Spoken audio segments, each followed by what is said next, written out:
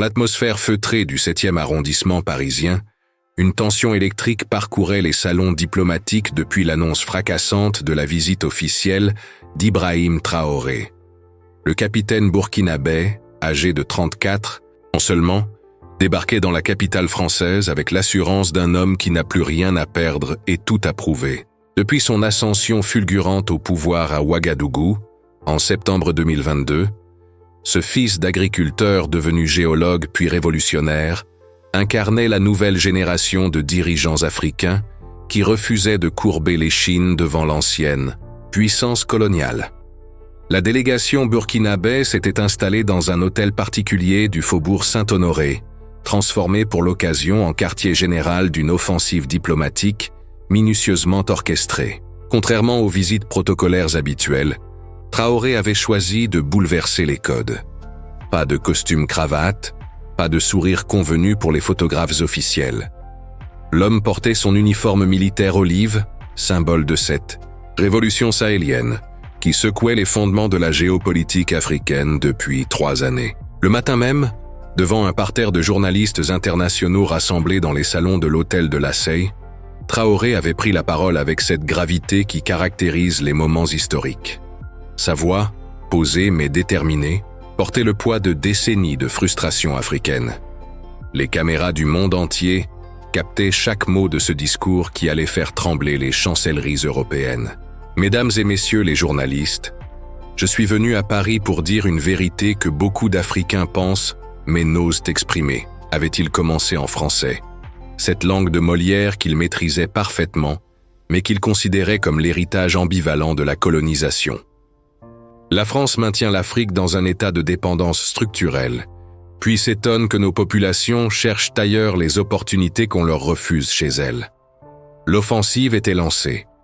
Traoré brandissait un épais dossier, bourré de statistiques accablantes, fruit de mois de travail de ses conseillers économistes formés dans les meilleures universités mondiales. Les chiffres qu'il égrenait avec la précision d'un procureur dressaient un réquisitoire implacable contre la politique française en Afrique de l'Ouest.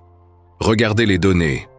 Depuis 2020, plus de 300 000 jeunes burkinabés ont quitté leur pays. Dans le même temps, les exportations françaises vers le Burkina ont augmenté de 40%, tandis que nos exportations vers la France stagnent.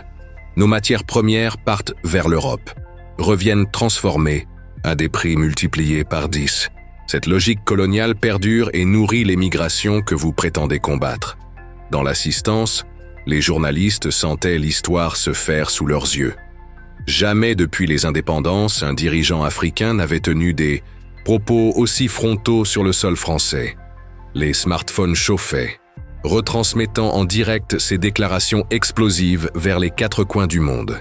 Sur Twitter, le hashtag #JTraoréParis commençait déjà à devenir viral, alimentant des débats passionnés de Dakar à Kinshasa, de Londres à Pékin.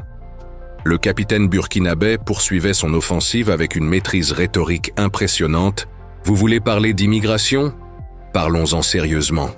Quand Total extrait l'or de notre sous-sol sans créer d'emplois durables pour nos jeunes, quand Bolloré contrôle nos ports et nos chemins de fer sans transfert technologique, quand vos banques drainent notre épargne vers Paris, vous créez mécaniquement les conditions de l'exode. Puis vous fermez vos frontières et vous nous accusez d'invasion. Cette hypocrisie doit cesser. Au Sénat français, l'information circulait déjà comme une traînée de poudre. Dans l'hémicycle où venait de s'achever la séance de questions au gouvernement, l'effervescence était palpable. Les sénateurs consultaient fébrilement leur téléphone, découvrant en temps réel les extraits des déclarations de Traoré qui inondaient les réseaux sociaux et les chaînes d'information continues. Bruno Retailleau, président du groupe Les Républicains au Sénat, ne cachait pas sa colère. Cet homme politique expérimenté, habitué aux joutes parlementaires les plus rudes, semblait dépassé par l'audace du dirigeant burkinabé. Il avait immédiatement convoqué une conférence de presse dans le salon Murat du Palais du Luxembourg, transformant l'incident diplomatique en opportunité politique. Il est proprement scandaleux qu'un dirigeant étranger vienne insulter la « France sur notre propre territoire », tonnait Retailleau face aux caméras. M. Traoré oublie commodément que son pays reçoit encore des centaines de millions d'euros d'aide française, que nos soldats ont versé leur sang pour protéger le Sahel du terrorisme islamiste. Cette ingratitude révèle le vrai visage de ces nouveaux dirigeants africains, nourris au populisme anti-occidental et formés à l'école du ressentiment.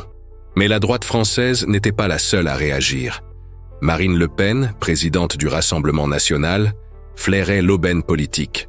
Dans un communiqué publié sur ses réseaux sociaux, elle adoptait une posture paradoxale. Traoré a au moins le mérite de la franchise. Il confirme ce que nous dénonçons depuis des années. L'immigration de masse résulte des politiques mondialistes qui déstabilisaient les équilibres naturels.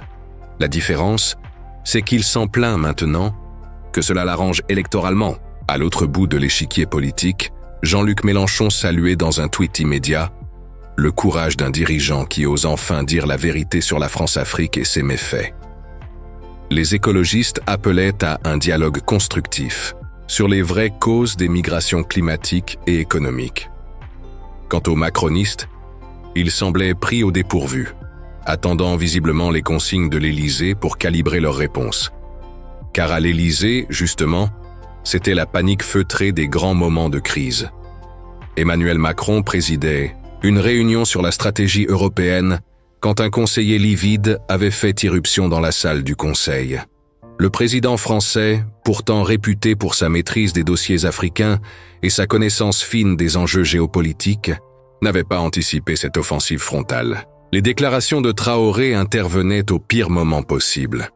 La France tentait laborieusement de reconstruire ses relations avec l'Afrique après les débâcles militaires au Mali et au Niger, les coups d'État en série au Sahel et la montée en puissance de l'influence russe et chinoise sur le continent. Cette nouvelle humiliation publique risquait de compromettre définitivement la stratégie de reconquête diplomatique française. Dans les bureaux du Quai d'Orsay, les téléphones ne cessaient de sonner. Les ambassadeurs africains accrédités à Paris étaient contactés un à un pour tenter de comprendre les véritables intentions de Traoré. S'agissait-il d'une provocation calculée destinée à sa communication interne, d'une stratégie coordonnée avec d'autres capitales africaines, d'une rupture diplomatique assumée? Les premières réponses n'étaient guère rassurantes. Ouagadougou assumait pleinement cette sortie médiatique, la présentant comme un nécessaire rappel à la réalité des relations franco-africaines. Dans les rédactions parisiennes, c'était l'effervescence totale. Les directeurs de l'information chamboulaient leur programme, conscients de tenir un événement majeur qui allait dominer l'actualité pendant des jours. Les plateaux télé se remplissaient d'experts en géopolitique africaine, d'anciens diplomates et de spécialistes des questions migratoires, chacun tentant d'apporter son éclairage sur cette crise naissante. Antoine Glaser, journaliste spécialiste de l'Afrique, analysait sur LCI « Traoré joue sur du velours ». Il sait que ses critiques trouvent un écho favorable dans l'opinion publique africaine, lassée de 60 ans de relations inégales avec l'ancienne puissance coloniale. C'est un pari risqué mais calculé. Il mise sur le fait que la France ne peut plus se permettre de rompre complètement avec le Sahel. Sur les réseaux sociaux, la bataille faisait déjà rage. Les supporters de Traoré, nombreux non seulement au Burkina Faso mais dans toute l'Afrique francophone, partageaient massivement ses déclarations avec des hashtags vengeurs. Vérité sur la France, fin du néocolonialisme, Afrique libre, Traoré héros. Les vidéos de son intervention étaient partagées des dizaines de milliers de fois, accompagnées de commentaires enflammés qui révélaient la profondeur du ressentiment anti-français sur le continent. En face, les défenseurs de la politique française tentaient de contre-attaquer, rappelant les montants de l'aide au développement, les interventions militaires contre le terrorisme, les bourses accordées aux étudiants africains. Mais leurs arguments peinaient à percer dans le flot des réactions hostiles qui déferlaient depuis l'Afrique. Amadou Diarra, étudiant malien en master à Sciences Po Paris, témoignait sur Facebook. Traoré dit tout haut ce que nous pensons, tout bas dans les résidences universitaires.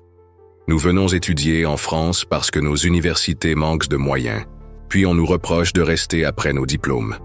Mais qui a organisé cette dépendance? qui maintient nos pays dans l'incapacité de retenir leurs talents. Les déclarations du capitaine burkinabé trouvaient un écho particulier dans le contexte migratoire européen.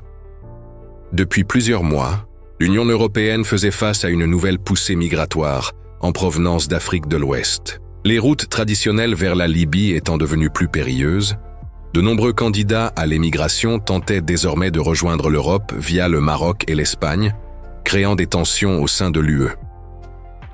Cette situation avait conduit Emmanuel Macron à durcir le discours français sur l'immigration, plaidant pour une approche plus ferme tout en maintenant les partenariats économiques avec les pays d'origine. Une position jugée contradictoire par de nombreux observateurs et que Traoré venait de dénoncer frontalement. L'économiste sénégalais Felwine Sarr, interrogé en urgence par France 24, apportait un éclairage nuancé. Les déclarations de Traoré peuvent choquer par leur brutalité, mais elles pointent des réalités structurelles incontestables. Les accords économiques entre l'Europe et l'Afrique créent effectivement des déséquilibres qui alimentent les migrations. La question est de savoir si nous voulons enfin traiter ces causes profondes ou continuer à gérer les symptômes. À Bruxelles, les institutions européennes suivaient avec inquiétude cette escalade verbale. Les négociations sur le nouveau pacte migratoire européen étaient déjà complexes. Cette crise diplomatique supplémentaire risquait de les compliquer encore davantage. Le président du Conseil européen avait d'ores et déjà appelé à l'apaisement et au dialogue constructif. Pendant ce temps, Traoré poursuivait son offensive médiatique. Dans l'après-midi, il avait accordé un entretien exclusif à RFI, la radio française à destination de l'Afrique, une tribune de choix pour s'adresser directement aux populations africaines par-dessus la tête de leurs dirigeants. L'Afrique a les ressources, l'Afrique a les hommes, l'Afrique a l'intelligence, martelait-il face au micro. Ce qui nous manque, c'est l'indépendance économique réelle. Tant que nos banques centrales seront liées au trésor français, tant que nos matières premières seront bradées à des prix dérisoires, tant que nos marchés seront inondés de produits européens subventionnés, nos jeunes continueront à chercher ailleurs les opportunités qu'on leur refuse chez eux. Le message était clair. Traoré ne se contentait pas de critiquer, il proposait une alternative. Son modèle, assumé, c'était celui de Thomas Sankara, le révolutionnaire burkinabé assassiné en 1987, après 4 années de pouvoir marquées par une tentative d'indépendance économique et politique radicale. Cette référence au Che Guevara africain n'était pas anodine. Elle s'inscrivait dans une stratégie de communication visant à mobiliser la jeunesse africaine autour d'un projet de renaissance continentale. Une stratégie qui semblait porter ses fruits, à en juger par l'enthousiasme suscité par ses déclarations sur les réseaux sociaux africains. Alors que la journée s'achevait, les premières réactions officielles commençaient à tomber des capitales africaines. Le président sénégalais Bassirou Diomaye Faye, élu récemment sur un programme de souveraineté, publiait un communiqué mesuré mais significatif, soutenant la légitimité des questionnements du capitaine Traoré sur l'évolution nécessaire des relations franco-africaines. Plus au sud, le président ivoirien Alassane Ouattara, traditionnellement proche de Paris, se montrait plus prudent, appelant à privilégier le dialogue dans le respect mutuel. Mais au Mali et au Niger, gouvernés par des juntes militaires, alliés de Traoré, le soutien était total et sans nuance. Cette fragmentation des réactions africaines révélait la complexité nouvelle du continent. L'époque où la France pouvait compter sur un bloc francophone uni et discipliné semblait définitivement révolue. Une nouvelle génération de leaders émergeait, formés souvent dans les universités africaines, chinoises ou russes, plutôt qu'occidentales, et qui remettaient en question les fondements mêmes du système france-africain. Les marchés financiers ne s'y trompaient pas. Dès la clôture de la bourse de Paris, les actions des entreprises françaises les plus exposées en Afrique de l'Ouest affichaient des pertes significatives. Total Energy perdait 2,8%, Bolloré 3,2%, Bouygues Construction 1,9%. Les investisseurs anticipaient une dégradation possible des relations franco-africaines et ses répercussions sur les contrats en cours. Cette dimension économique n'échappait pas aux conseillers de l'Élysée. qui voyait dans cette crise bien plus qu'un simple incident diplomatique. C'était potentiellement l'accélération d'un processus de remise en cause de la présence économique française en Afrique, avec des conséquences majeures pour des secteurs entiers de l'économie hexagonale. Au Palais du Luxembourg, l'atmosphère était devenue électrique. Le président Gérard Larcher avait pris la décision exceptionnelle d'organiser un débat d'urgence sur les déclarations inacceptables du capitaine Traoré et leurs conséquences sur la diplomatie française. L'hémicycle du Sénat, d'ordinaire, clairsemé en début d'après-midi, s'était rapidement rempli. Sénateurs de droite comme de gauche sentaient qu'ils assistaient à un moment charnière de l'histoire des relations franco-africaines. L'ouverture des débats avait été confiée à François Patriat, président du groupe Renaissance au Sénat. Cet homme politique expérimenté, proche d'Emmanuel Macron, avait choisi de monter au créneau avec une intervention calibrée pour défendre l'action française en Afrique. Mes chers collègues, nous ne pouvons accepter que la France soit ainsi mise au banc des accusés par celui-là même, qui bénéficie encore de notre solidarité. Notre pays consacre plus de 12 milliards d'euros par an à l'aide publique au développement, dont une part considérable va à l'Afrique. Nos entreprises investissent, créent des emplois, transfèrent des technologies. Nos universités accueillent des dizaines de milliers d'étudiants africains chaque année. Patriat marquait une pause, balayant l'hémicycle du regard avant de poursuivre. Nos soldats, mesdames et messieurs, nos soldats français meurent encore aujourd'hui au Sahel pour protéger les populations civiles du terrorisme islamiste. Cette réalité, M. Traoré la connaît parfaitement. Alors oui, nous avons le droit d'attendre un minimum de reconnaissance plutôt que ces attaques injustes et démagogiques. Mais cette défense classique de la politique française ne convainquait plus, même dans les rangs de la majorité présidentielle. Plusieurs sénateurs macronistes, notamment ceux représentant des circonscriptions à forte population d'origine africaine, avaient fait part en privé de leurs interrogations. L'un d'eux confiait aux journalistes sous couvert d'anonymat « Patria » récite le catéchisme habituel, mais sur le terrain, nos électeurs d'origine africaine nous disent autre chose. Traoré exprime tout haut ce que beaucoup pensent tout bas en Afrique. Il faut qu'on entende ses critiques au lieu de les balayer. L'intervention la plus attendue était celle de Bruno Retailleau. Le sénateur de Vendée, figure montante de la droite française et candidat potentiel à l'Élysée, avait préparé une charge qui allait faire date. Montant à la tribune avec l'assurance d'un tribun qui sent le moment favorable, il avait commencé par un constat implacable. Mesdames et messieurs les sénateurs, nous assistons aujourd'hui à une forme nouvelle et particulièrement pernicieuse de chantage migratoire. Monsieur Traoré vient nous expliquer doctement que si ses concitoyens fuient massivement leur pays, c'est de la faute de la France. Permettez-moi de lui poser quelques questions simples. Qui gouverne le Burkina Faso? Aujourd'hui, qui est responsable de la sécurité, de l'économie, de l'éducation, de la santé dans ce pays? Est-ce la France ou est-ce lui? Retailleau laissait sa question en suspens, savourant les faits produits dans l'Assemblée avant de porter l'estocade. Cette victimisation permanente des dirigeants africains cache en réalité leur propre incapacité à développer leur nation. Regardons les chiffres objectifs. Corruption endémique, détournement massif des aides internationales, infrastructures défaillantes, systèmes éducatifs en déshérence. Et après tout cela, on vient nous dire que c'est notre faute si leur population cherche un avenir ailleurs? Cette inversion des responsabilités est non seulement injuste, elle est dangereuse. L'intervention de Retailleau électrisait les banques de droite, mais elle suscitait aussi des réactions indignées à gauche. La sénatrice socialiste Ségolène Royal avait demandé la parole pour apporter une vision différente. Mes chers collègues, les déclarations du capitaine Traoré peuvent effectivement choquer par leur forme brutale, mais elles nous interpellent. Sur le fond, pouvons-nous sincèrement affirmer que toutes nos politiques en Afrique ont été bénéfiques aux populations locales? Le partenariat égalitaire doit remplacer les relations de domination. La coopération respectueuse doit remplacer l'assistanat. Royal poursuivait avec passion. Quand nos entreprises extractives rapatriaient des milliards de bénéfices vers La France, pendant que les populations locales restèrent dans la pauvreté, pouvions-nous nous étonner que ces populations cherchent leur chance ailleurs? Il faut avoir le courage de regarder cette réalité en face.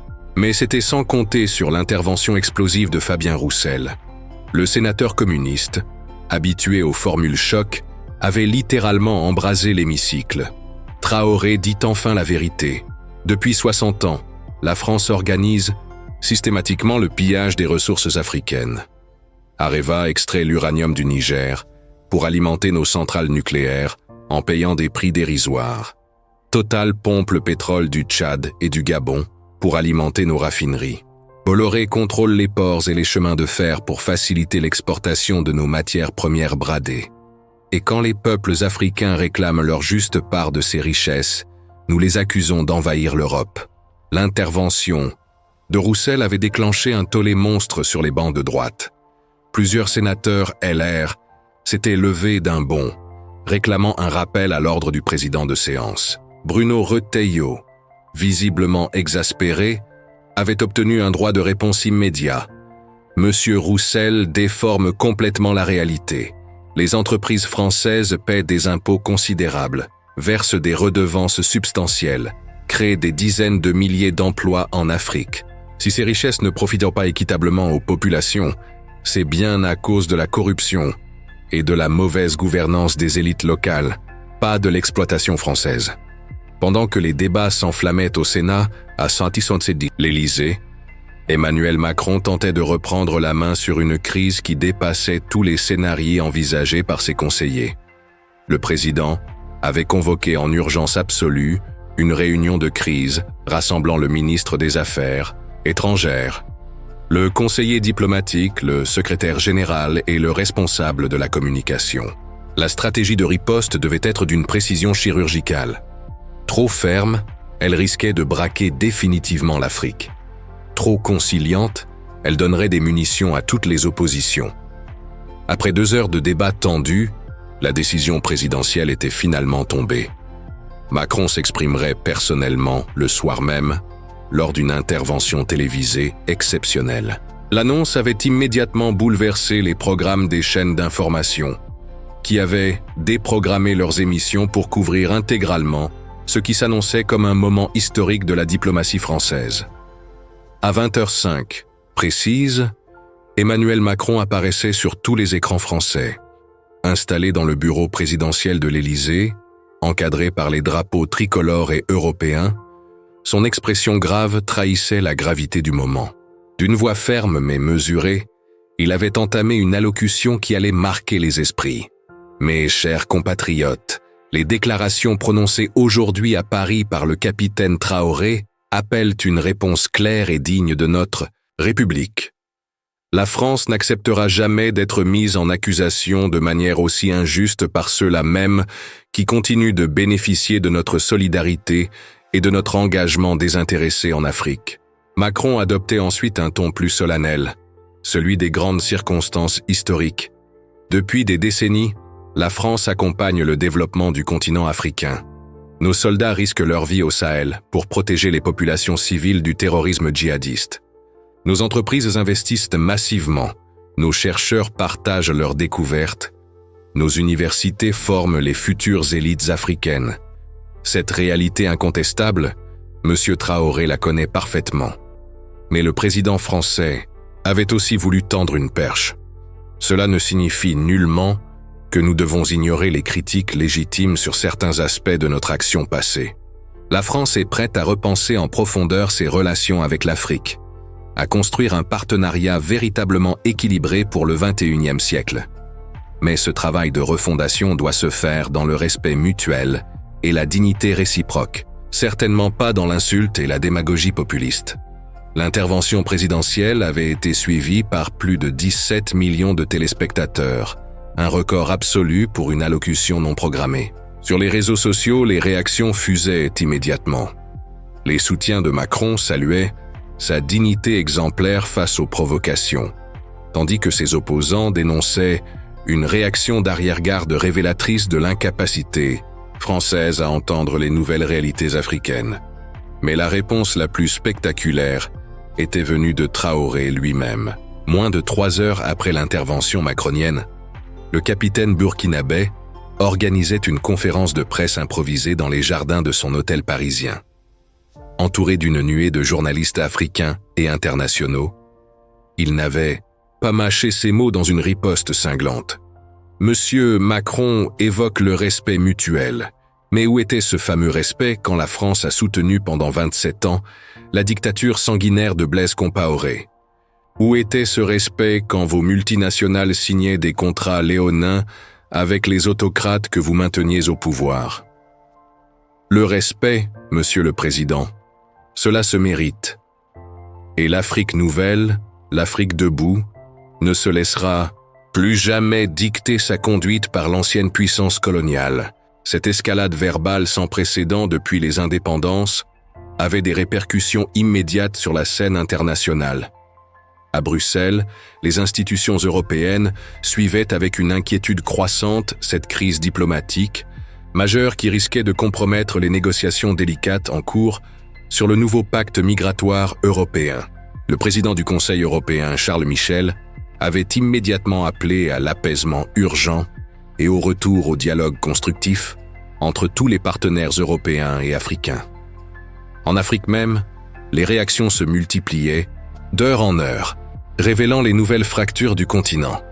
Le président sénégalais Bassirou Diomaye Faye, élu sur un programme de rupture avec les pratiques néocoloniales, avait publié un communiqué appuyant la parfaite légitimité des questionnements soulevés par le capitaine Traoré sur l'évolution indispensable des relations franco-africaines. Plus prudent, son homologue ivoirien Alassane Ouattara se contentait d'appeler à privilégier le dialogue apaisé dans le respect des positions légitimes de chacun. Mais au Mali, au Niger et au Tchad, tous gouvernés par des juntes militaires idéologiquement proches de Traoré, le soutien était massif et sans nuance. Le colonel Assimi Goïta, dirigeant malien, tweetait « Nos peuples attendent depuis trop longtemps qu'un leader ait enfin le courage de dire ses vérités à la France. Merci, capitaine Traoré. » Cette fragmentation spectaculaire des positions africaines illustrait la fin d'une époque. Le temps où la France pouvait compter sur un bloc francophone discipliné et prévisible était définitivement révolu.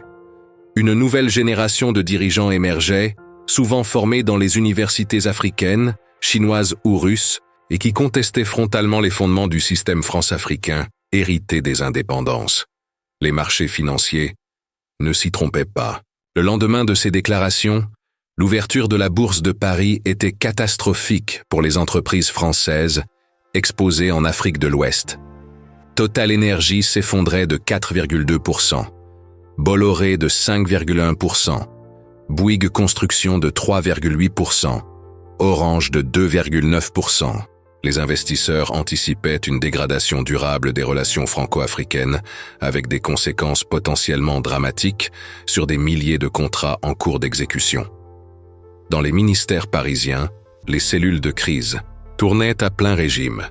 Au Quai d'Orsay, on multipliait les contacts diplomatiques pour tenter de limiter la contagion. Le ministère de l'Intérieur évaluait les risques sécuritaires intérieurs, craignant des répercussions dans les banlieues françaises à forte population d'origine africaine. Bercy calculait fébrilement l'impact économique potentiel d'une détérioration des relations commerciales avec l'Afrique francophone, car au-delà des enjeux géopolitiques, cette crise révélait brutalement les fractures profondes de la société française sur les questions d'immigration et de relations avec l'Afrique. Dans les quartiers populaires de Seine-Saint-Denis, de nombreux jeunes d'origine burkinabé et malienne organisaient spontanément des rassemblements de soutien à Traoré. Il dit enfin tout haut ce qu'on pense tout bas sur la politique française en Afrique, témoignait Amadou Traoré, étudiant de 23 ans né à Montreuil de parents burkinabés. À l'inverse, dans d'autres territoires français, les déclarations du capitaine burkinabé alimentaient puissamment les discours anti-immigration. Plusieurs maires RN avaient publié des communiqués vengeurs dénonçant l'ingratitude révoltante de dirigeants africains qui profitent honteusement de l'hospitalité française pour cracher au visage de notre pays. Cette polarisation extrême de l'opinion publique compliquait considérablement la gestion politique de la crise. les médias internationaux s'emparaient massivement de l'affaire. CNN titrait en première page « African Leaders Shocking Attack on France Expose Colonial Wounds », tandis que la BBC analysait longuement « The New Generation of African Leaders Confronting Former Colonial Powers ». En Chine, les médias d'État présentaient complaisamment cette crise comme « l'effondrement programmé et inéluctable de l'influence occidentale déclinante en Afrique ». Cette dimension géopolitique globale n'échappait nullement aux analystes français les plus lucides. Jean-Dominique Merchet, spécialiste reconnu des questions de défense, expliquait sur BFM TV « Traoré ne joue pas seulement pour son opinion publique intérieure. Il envoie un signal très clair à Pékin, à Moscou, à Ankara. L'Afrique est ouverte aux nouveaux partenariats, aux alternatives à l'Occident. C'est un jeu extrêmement dangereux pour nous, car nous risquons de perdre définitivement des positions stratégiques majeures. » Au Burkina Faso même, les déclarations de leur leader national étaient accueillies dans un enthousiasme délirant. Dans les rues poussiéreuses de Ouagadougou, des manifestations de soutien massives s'organisaient spontanément. « Enfin quelqu'un qui dit la vérité en face aux Français !» scandait la foule en liesse rassemblée devant l'ambassade de France. Les réseaux sociaux burkinabés explosaient littéralement de messages de fierté nationale, Traoré étant salué comme le nouveau Sankara et le libérateur de l'Afrique. Mais cette popularité intérieure incontestable cachait des réalités économiques beaucoup plus complexes et contraignantes. L'économie burkinabé, déjà fragilisée par l'insécurité chronique et les sanctions internationales, restait structurellement dépendante des partenaires occidentaux. Les conseillers économiques de Traoré le mettaient discrètement en garde. Une rupture totale et définitive avec la France pourrait avoir des conséquences absolument dramatiques sur les investissements extérieurs et les programmes d'aide au développement vitaux pour le pays. Cette tension permanente entre postures politiques spectaculaires et contraintes économiques implacables illustrait parfaitement le dilemme de nombreux dirigeants africains contemporains. Pris en étau entre les attentes légitimes de leurs opinions publiques, définitivement lassés de la domination occidentale, et les réalités du sous-développement économique qui imposent des compromis, ils naviguaient constamment dans un équilibre précaire et instable. Au palais de l'Élysée, les conseillers de Macron élaboraient fébrilement différents scénarios pour la suite des événements. Fallait-il durcir encore le ton français, au risque d'une escalade incontrôlable? Proposer des négociations bilatérales, au risque de paraître faible? Ignorer complètement Traoré, au risque de le voir grandir en stature internationale? Chaque option comportait des risques majeurs et des opportunités incertaines. Alors que la nuit tombait sur Paris, l'onde de choc des déclarations historiques de Traoré continuait de se propager inexorablement à travers le monde. Dans les chancelleries, les rédactions, les universités, les think tanks, les analystes tentaient fébrilement de décrypter toutes les implications de cette journée qui resterait dans l'histoire. Une certitude absolue s'imposait déjà. Les relations entre l'Europe et l'Afrique ne seraient plus jamais les mêmes. L'ère post-coloniale entrait brutalement dans une phase nouvelle, plus conflictuelle, plus sincère, mais peut-être aussi plus respectueuse des dignités nationales africaines. Ibrahim Traoré avait réussi son pari historique. En quelques heures seulement à Paris, il était devenu l'une des voix les plus écoutées et les plus influentes du continent africain.